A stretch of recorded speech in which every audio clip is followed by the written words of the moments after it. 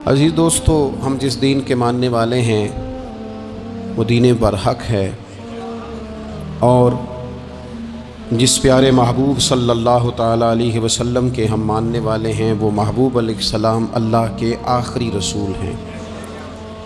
نبی اکرم صلی اللہ تعالیٰ علیہ وسلم کامل، اکمل اور مکمل دین لے کر تشریف لائے۔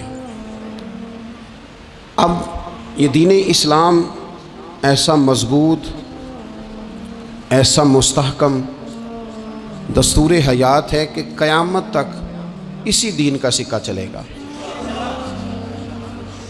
وقتی طور پر جو حالات امت پر اس وقت گزر رہے ہیں اس میں امت محکوم نظر آتی ہے، کمزور نظر آتی ہے، اور ہم دیکھتے ہیں کہ غیروں کا رعب بھی ہمارے حکمرانوں کے چہروں اور ان کے لہجوں پر نظر آتا ہے۔ جو قومیں کسی کا رعب اختیار کرتی ہیں، کسی شخص کو اس طرح کا بڑا جانتی ہیں کہ احساس کمتری کا شکار ہو جاتی ہیں، وہ اپنی آنے والی نسلوں کو کبھی مضبوط نہیں کر پاتی۔ ہمارے مزاجوں میں اور ہمارے روزمرہ کے معاملات میں کچھ چیزیں اس طرح کی رکھ دی گئی ہیں کہ لوگ احساس کے نیچے دبتے چلے جا رہے ہیں۔ برادریزم ایک بہت بڑا ایشو رہا ہمارے ہاں۔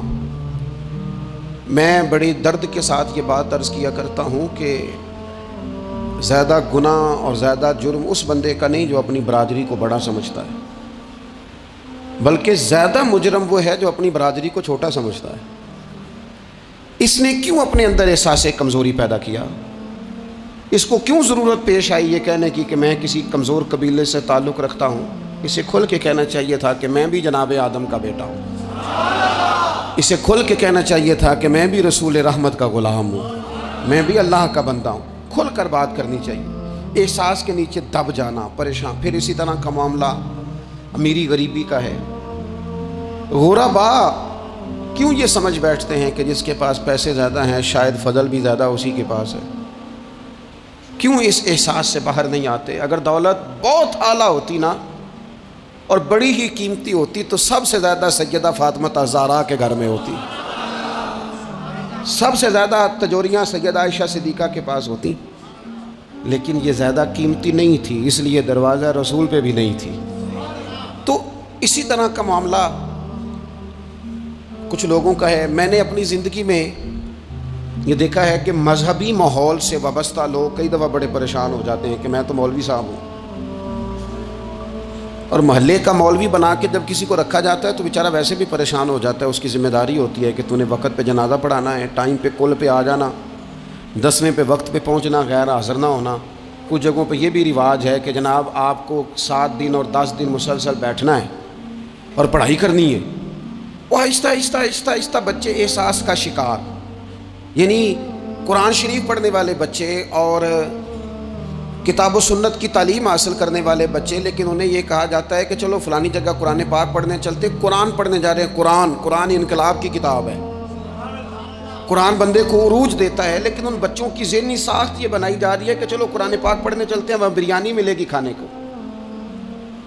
گوشت ملے گا کھانے کو۔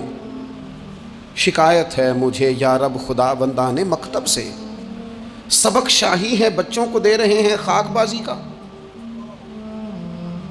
اتنی چھوٹی جب آپ کسی کی سوچ بنا دیتے ہیں تو پھر وہ آپ کہیں کہ وہ انقلاب برپا کرے، وہ کوئی بڑا کارنامہ سر انجام دے، یہ ہوتا نہیں، ممکن نہیں ہوتا۔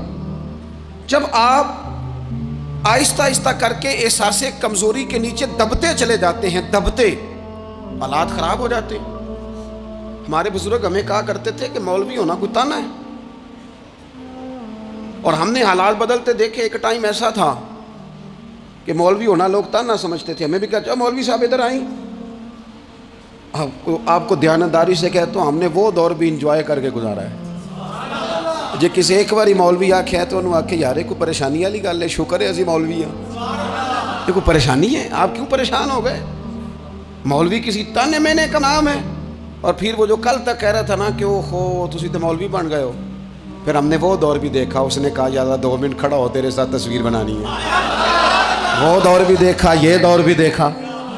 تھوڑا سا نا اپنی زندگی کے اندر خودداری، عزت نفس، وقار، اسلام عروج دیتا ہے بندے کو. مسلمان تیزی سے دبتے چلے جاتے ہیں. ملک شام کا بندہ آ گیا حضرت عمر کو ملنے. اس نے آتے ہی پوچھا تمہارے بادشاہ کا محل کہاں؟ انہوں نے کہا جی ہمارے بادشاہ کا محل نہیں ہوتا. ہمارے ہاں لوگوں نے سمجھ لیا نا کہ روب شاید کپڑوں کا ہوتا ہے، روب شاید گاڑیوں کا ہوتا ہے، بنگلوں کا ہوتا ہے، بہت بڑی کوٹھی کا روب ہوتا ہے. اور نہیں بھائی، روب تو بندے کے کردار کا ہوتا ہے، اس کے افکار کا روب ہوتا ہے. روب اس کے اونچے خیالات کا ہوتا ہے. کہاں ہے آپ کے بادشاہ کا محل؟ تو نے کہا محل شہل تو کوئی نہیں، مسجد میں ہوں گے امیر المومنین. بندہ کہتا ہے میں سوچ میں پڑ گیا کہ جس کے نام سے میرا بادشاہ کانپتا ہے وہ مسجد میں ہوگا. گن میں نہیں کوئی نہیں، ہٹو بچو کوئی نہیں، ادھر ادھر ہی کوئی نہیں، پہرے دار ہی کوئی نہیں. مسجد میں جا کے پوچھا جناب عمر، کہنے لگے ادھر ہی تھے. کدھر ہیں بھائی حضرت؟ وہ کدھر ہیں؟ ادھر ہی تھے. کہنے لگا میں حیران ہو گیا، یہ بادشاہ کی بات ہو رہی ہے. ایک صاحب کہنے لگے وہ کھجوروں کے باغ کی طرف جا رہے تھے. کہتے ہیں میں کھجوروں کے باغ میں گیا تو ایک بندے سے پوچھا امیر المومنین. کہنے لگا وہ سامنے کی طرف جا رہے تھے. ادھر گیا، ایک بندے سے پوچھا کہاں ہے وہ شخص اس کی 24 لاکھ مربع میل پہ حکومت ہے؟ کہاں ہے وہ شخص جو مدینے میں بیٹھ کے نعرہ لگاتا ہے تو کیسر و کسرا کانپ جاتے ہیں؟ وہ بندہ کدھر ہے کہ جس کی بات جگہ جگہ ہوتی ہے، جس کا تذکرہ سنا ہے کہ اسے دیکھ کے شیطان بھی رستے بدل جاتا ہے؟ انہوں نے کہا وہ دیکھ رہے ہو کھجور کے درخت کے نیچے کنویں کے ساتھ مٹی کا ڈھیلا تکیے کی جگہ رکھ کے وہ جو تامت باندھے کرتا پہنے سویا ہے وہی تو فاروق اعظم ہے. وہ شخص کہتا ہے عمر سوئے تھے. شیر سویا بھی ہو تو اس کا روب ہوتا ہے. شیر جو ہوتا ہے، شیر کبھی سو بھی جائے نا تو لوگ پھر بھی خوف کھاتے ہیں اور اس کے جاگنے کا خوف کھاتے ہیں کہ یہ کہیں جاگ نہ جائے. شیر جو ہوا، کہتے ہیں حضرت عمر سوئے تھے پر میں قریب گیا تو میرے وجود پہ روب طاری ہو گیا، روب. اور میری زبان سے بے ساختہ یہ جملے نکلے کہ عمر تو انصاف کر کے سویا ہے نا، تو مٹی کے ڈھیلے پہ بھی تجھے سکون کی نیند ہے. خودداری، وقار، عزت، یہ احساس کمتری سے باہر نکلیں. ہم نے اپنے بچوں کو مسل ڈالا ہے، وہ تسی ماڑے دے بچے ہو، تسی تو نہیں نہ آگے جا سکتے، وہ اسی غریب لوگ کا بیٹے تو فلانے کے ساتھ نہ جایا. ہم نے اپنے بچوں کی خواہشات تباہ کر دی، کمزور کر کے رکھ دیا. انہیں بار بار سکھایا ہم نے. خوددار تھا وہ باپ جس کی تھوڑی سی آمدن تھی پر وہ گرمیوں میں اپنے پتر سے کہتا تھا پتر بڑھولے میں دانے ڈال دیے ہیں، تمہاری ماں نے مرتبان میں اچار ڈال دیا ہے، لو اب ساری گرمیاں پرواہ کوئی نہیں. وہ خوددار لوگ تھے. لیکن آج یہ دین غالب ہونے کے لیے آیا ہے. مسلمان نے غالب ہونا ہے. یہ تھوڑا اپنی ذات سے اٹھ کر جب سوچے گا نا، بڑی بات کرے گا، بڑی سوچ پیدا کرے گا، بڑا اس کا مزاج ہوگا، کھلا اس کا دل ہوگا، تو پھر نا یہ ذرا سر اٹھا کے جیے گا. قرآن مجید کی جو آیت کریمہ میں نے تلاوت کی، اللہ کریم نے فرمایا هو الذی ارسل رسولہ بالہدی ودین الحق. فرمایا وہ قادر مطلق ہے جس نے اپنے رسول کو ہدایت اور حق دے کے بھیجا ہے. دو چیزیں دے کے بھیجا ہے، ہدایت اور حق. کتاب ہدایت اور حق حضور لے کے آئے. کس لیے بھیجا ہے؟ کہ نیرا تسبیح پڑھیں اور سو جائیں؟ نیرا جناب عبادت کریں اور آرام کریں؟ نیرا جناب تلاوت کریں اور آرام کریں؟ نا. هو الذی ارسل رسولہ بالہدی ودین الحق. وہ رب ہے جس نے اپنے نبی کو، اپنے رسول کو ہدایت اور حق دے کے بھیجا ہے. کیوں؟ کہ لیظہرہ علی الدین کلہ، تاکہ اس دین کو تمام دینوں پر غالب کر دے، اس کو غالب کرے، ہر دین پر یہ دین چھا جائے. وَلَوْ كَرِهَ الْمُشْرِكُونَ. اگرچہ مشرکوں کو یہ بات بری ہی لگے، ناپسند آئے، کسی کو نہیں آتی. لِيُظْهِرَهُ عَلَى الدِّينِ كُلِّهِ. یہ دین غالب ہونے کے لیے آیا. غالب تو نماز بھی پڑھ، عبادت بھی کر، لیکن یہ بھی خیال رکھ کہ دنیا میں نماز والے نبی کا نظام بھی قائم کرنا ہے. تیرے پاس نیری مسجد نہیں ہونی چاہیے، حکومت بھی ہونی چاہیے. مسلمان کے ہاتھ میں نیری تسبیح نہیں ہوگی، یہ انان حکومت بھی چلائے گا. اس کے اندر خودداری ہوگی. حضرت عمر تہجد بھی پڑھتے تھے اور سویرے حکومت بھی کرتے تھے. حضرت صدیق اکبر ساری رات مدینے والے کی یاد میں رویا بھی کرتے تھے اور صبح اٹھ کر تلوار لے کر نبی پاک علیہ السلام کی ختم نبوت کے منکروں کے خلاف جہاد بھی کیا کرتے تھے. جب تک اپنے مزاج میں وہ شوق نہیں پیدا ہوتا کہ دین کو غالب کرنا ہے، جد و جہد کرنی ہے، کوشش کرنی ہے، بڑا سوکھا ہے ہمارے لیے بھی، آرام سے نماز پڑھیں، نفل پڑھیں، عبادت کریں، اور ویسے بھی اسے لوگ زیادہ بڑا پیر سمجھتے ہیں جس کی تسبیح زیادہ لمبی ہو، وہ زیادہ بڑا پیر ہوتا ہے جس کی پگڑی ذرا زیادہ بڑی ہو، جوبہ تگڑا پہنے، اجرے کے اندر رہے، باہر نہ نکلے، اور اندر جائیں 2 منٹ کے لیے حضرت کی زیارت کریں، باہر آ جائیں بس چھٹی، وہ زیادہ پیری مریدی ہو جاتی ہے، پیر تو بولتا ہی نہیں۔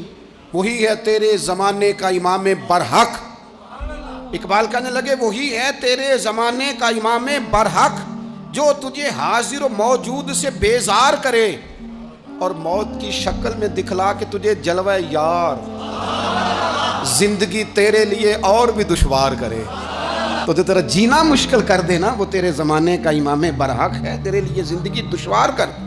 یہ کیا بات ہوئی کہ ٹھیک ہے جناب آپ موج کریں جو دین غالب ہونے کے لیے آیا، دین کے مزاج میں غلبہ ہے، دین کی طبیعت میں غلبہ ہے، دیندار چھا کے وقت گزارا کرتے ہیں۔ اللہ تعالیٰ نے اس دین کے اندر وہ قرار دیا ہے، وہ وسعت دی ہے، وہ درد دیا ہے، وہ ذوق دیا ہے، اپنے اندر سے وہ بت توڑ ڈالیں جو بت مایوسی پھیلاتے ہیں، ان جگہوں سے نکل آئیں جہاں انسان کمزور پڑتا ہے، اٹھ باندھ کمر کیوں ڈرتا ہے، پھر دیکھ خدا کیا کرتا ہے۔ آگے کی طرف دیکھیں، آگے کی طرف دیکھیں، میرے نبی اکرم صلی اللہ تعالیٰ علیہ وسلم نے فرمایا حالات جتنے بھی خراب آ جائیں، ماحول جتنا بھی بگڑ جائے، امت پر دشواری جتنی بھی آئے، حضور علیہ الصلوۃ والسلام نے فرمایا ہے یہ دین اسلام ہے، یہ مسلم کے لفظ ہیں، حضور فرماتے ہیں یہ دین ہمیشہ قائم رہے گا، اور فرمایا ایک جماعت ہوگی پوری میری امت کی جو دین اسلام کے دفاع میں کام کرتی رہے گی، جد و جہد کرتی رہے گی، کوشش کرتی رہے گی، ہمت کرتی رہے گی۔ میرے عزیز حضور نے فرمایا ہمیشہ یہ دین قائم رہے گا، اور ایک جماعت ہمیشہ اس دین کے لیے کام کرتی رہے گی۔ اور میرے نبی پاک علیہ السلام نے فرمایا 100 سال کے بعد تو اللہ ضرور اس امت میں ایک ایسا شخص پیدا کرے گا، یہ ابن ماجہ میں حدیث موجود ہے، جو اس دین کی نئے سرے سے تجدید کر دے گا۔ وہ لوگ آتے رہے، جب حالات بڑے بگڑے تو حضرت عمر بن عبدالعزیز آ گئے، حالات کا رخ بدل کے رکھ دیا، پھر معاملات بڑے بگڑے تو امام شافعی جیسے لوگ آ گئے، غوث اعظم جیلانی جیسے لوگ آ گئے، حالات بڑے بگڑے تو شیخ عبدالحق محدث دہلوی جیسے لوگ آ گئے، ہندوستان میں جب ماحول بڑا کٹھن ہوا تو اعلیٰ حضرت فاضل بریلوی جیسے لوگ آ گئے۔ ہر صدی کے سرے پر اللہ تعالیٰ ایک مجدد بھیجے گا، حضور کا وہ غلام دین کو نئے سرے سے تازہ کرے، دین کے چمن میں ہمیشہ بہار رہے گی، ہمیشہ نورانیت رہے گی، ہمیشہ نور اعلیٰ نور رہے گا۔ یہ کام صرف کرنے کا کام کیا ہے، یہ دین تو پھلے گا پھولے گا، جو آگے بڑھ کے خدمت میں حصہ ڈال لے گا نا وہ اپنا نفع کرے گا۔ یہ قرآن پاک ہے، یا ایھا الذین آمنوا ان تنصروا اللہ ینصرکم ویثبت اقدامکم۔ اللہ فرماتے ہیں لوگو اگر تم اللہ کے دین کی مدد کرو گے نا تو اللہ تمہاری مدد کرے گا، ویثبت اقدامکم، اور تمہارے قدم جما دے گا، تمہیں استقامت دے، تم آگے۔ اور دین کی مدد صرف پیسوں سے نہیں ہوتی، کوئی شخص سمجھے کہ فقط مال سے مدد ہوتی ہے، جب آپ وقت پر آ کر مسجد میں جمعے کی نماز ادا کرتے ہیں تو یہ بھی آپ دین کی خدمت ہی کرتے ہیں، جب آپ دینی اجتماعات کی رونق بڑھاتے ہیں تو یہ بھی آپ دین کی خدمت ہی کرتے ہیں، جب آپ کسی دین کے طالب علم کا حوصلہ بڑھا دیتے ہیں نا بیٹے بڑی بات ہے قرآن پڑھتے رہنا، یہ بھی آپ خدمت ہی کرتے ہیں، جب آپ دین کے بارے میں کسی جگہ بیٹھ کے اچھی بات کر دیتے ہیں یار اللہ کا فضل ہے ہمارے دین میں یہ خیر اللہ نے رکھی، یہ بھی آپ دین کی مدد ہی کرتے ہیں۔ آپ کسی بھی جگہ کسی بھی حوالے سے دین کے لیے کوئی بھی پیغام دیتے ہیں، کوئی بھی بات کرتے ہیں تو آپ دین کی، یہ ساری خدماتیں دینیاں ہیں، یہ سارا درد ہے، یہ سارا ذوق ہے، ہم اپنا اپنا حصہ جس طرح بھی ملا سکے دین کی حمایت میں، دین کی مدد میں، جہاں کوئی ایسی بات ہو رہی ہو وہاں ہم دفاع کے لیے کھڑے ہو جائیں، ہر شخص اپنے اپنے مقام پر دینی ابلاغ میں، دین کی تبلیغ میں اپنا کردار ادا کرے۔ ایک جملہ کوئی بول دے نا رسول پاک کے دین کی مدد میں، ایک جملہ، یعنی کسی کو صرف اتنا کہہ دینا کہ یار تو اپنے بیٹے کو، تیرے 5 بیٹے ہیں، ایک کو قرآن مجید کا عالم ہی بنا دے، تو کہہ کے چلا گیا اور تو تیری وجہ تجھے خبر بھی نہیں کہ شاید اس نے تیری وجہ سے اسے داخل کرایا ہے، لیکن وہ اگر آ گیا پڑھ گیا تو دیکھ تجھے اجر اللہ کتنا عطا فرمائے۔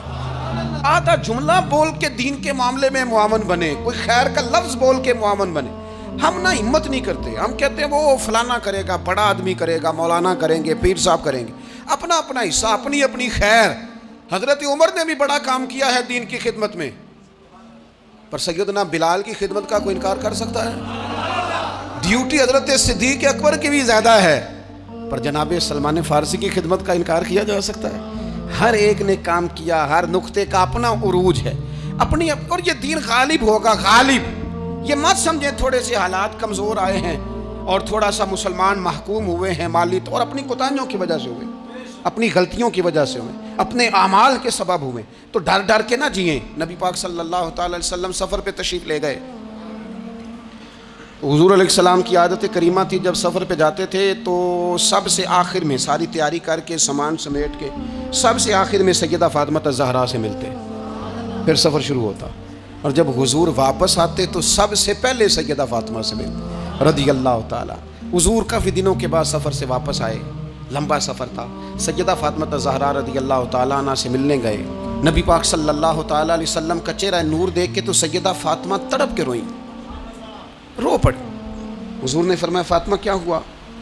عرض کرنے لگے یا رسول اللہ تھکاوٹ کے اثرات میں آپ کے چہرے پہ دیکھ رہی، اور حضور کپڑے یوں لگتا ہے بڑے پرانے پہنے ہوئے ہیں آپ نے. حضور اتنی مشقت کیوں کرتے ہیں آپ، اتنی محنت، اتنی جدوجہد؟ تو حضرت فاطمہ الزہرا فرماتی ہیں حضور نے مجھے تھپکی دی اور فرمایا فاطمہ رو نہ. اور یہاں وہ بعض لوگ ہوتے ہیں نا جو ہم نے دیکھا ہے ہمارے ہاں اس طرح ہوتا ہے کہ وہ کوئی اس طرح کی بات کرے تو وہ زیادہ رونے لگ جاتے ہیں، کیا کریں بڑے مسائل ہیں، بڑی مشقت ہے، کرنا پڑتا ہے، لوگ اور زیادہ. لیکن نبی پاک علیہ السلام نے سوچوں کو نیا زاویہ دیا، خیالات کو نیا رخ دیا، اس بات کو ایک نیا انداز سوچنے کا فراہم کیا. حضور فرمانے لگے فاطمہ رو نہ، تیرے باپ کو اللہ نے اعلیٰ مقاصد کے لیے دنیا میں مبعوث فرمایا. حضور فرمانے لگے فاطمہ کوئی گھر کچا، کوئی پکا، کوئی خیمہ ایسا نہیں بچے گا جہاں اللہ دین اسلام کو پہنچا نہیں دے گا. اور فرمایا فاطمہ یاد رکھنا جس طرح رات چھا جاتی ہے نا، محمد عربی کا دین بھی چھا جائے گا، یہ چھا جائے گا دین. جس طرح رات چھا جاتی ہے یہ دین بھی چھا جائے گا. اور پھر دین چھا گیا، جگہ جگہ چھا گیا. یورپ میں بھی اذانیں پڑھی جانے لگی، امریکہ اور افریقہ میں بھی قرآن پڑھا جانے لگا. جگہ جگہ جگہ جگہ رسول اللہ صلی اللہ علیہ وسلم کے دین کی بات ہونے لگی. کہا فاطمہ گھر کچا ہو یا پکا ہو، خیمہ ہو، ہر جگہ یہ دین پہنچے گا. اور دین پہنچا. دوستو کمزوری وقتی طور پر ہے، حالات وقتی طور پر ہیں. مسلمانوں نہ گھبراؤ، خدا کی شان باقی ہے. یہ دین فطرت ہے. یہ دین اپنی حقانیت کی وجہ سے پھیل رہا ہے، کسی کا محتاج نہ یہ کسی کے زور لگانے. مسلمانوں نہ گھبراؤ، خدا کی شان باقی ہے. ابھی اسلام زندہ ہے، ابھی قرآن باقی ہے. یہ کافر کیا سمجھتے ہیں جو ہم سے روز الجھتے ہیں؟ ابھی تو کربلا کا آخری میدان باقی ہے، ابھی تو آخری میدان لگے گا میدان کربلا میں، اور فکر حسینی کے علمبردار میدان میں نکلیں گے، یزیدی سوچوں سے ٹکرائیں گے، اور بڑے سینے تیار ہیں جو اس کے لیے پوری جدوجہد کریں گے. ابھی تو کربلا کا آخری میدان باقی ہے. اپنی زندگی کے اندر قوت ارادی پیدا کریں، کچھ کر لینے کی ٹھان اپنے مزاج میں پیدا کریں. کمزوری آ جاتی. عدی بن حاتم جو تھے نا، یہ حاتم تائی کے بیٹے تھے، بادشاہ کا بیٹا تھا، زمانہ بڑا دیکھا تھا، بڑے بڑے وزیروں مشیروں، ساری زندگی اعلیٰ سطحی وفود سے ملاقات ہوئی. عدی حضور کی بارگاہ میں آئے، مسند امام احمد بن حنبل میں موجود. تو اسلام پر ابھی غربت کا دور تھا، چند لوگ مسلمان ہوئے تھے. نبی پاک علیہ السلام نے فرمایا عدی کلمہ پڑھ لو. تو عدی کہنے لگے میں تو پہلے ہی ایک دین کا ماننے والا ہوں. حضور فرمانے لگے جس دین کے تم ماننے والے ہو اس دین کو میں تم سے زیادہ جانتا ہوں. حضور فرمانے لگے جس دین کے تم ماننے والے ہو اس میں کیا یہ لکھا ہے کہ مال غنیمت کا چوتھا حصہ کھا جاؤ؟ کہنے لگے نہیں. تو فرمایا کھا کیوں جاتے ہو؟ عدی کہتے ہیں چونکہ یہ ہمارے اندر کی بات تھی بادشاہوں کی، تو میں نے فوراً سر تسلیم خم کر دیا، میں نے فوراً سر جھکا دیا. میں نے کہا بات ٹھیک کر رہے ہیں. حضور فرمانے لگے اب اگلی بات بھی کروں یا رسول اللہ فرمائیے. فرمایا پتہ ہے تم دین کیوں نہیں قبول کر رہے؟ یہ بھی مجھے پتہ ہے.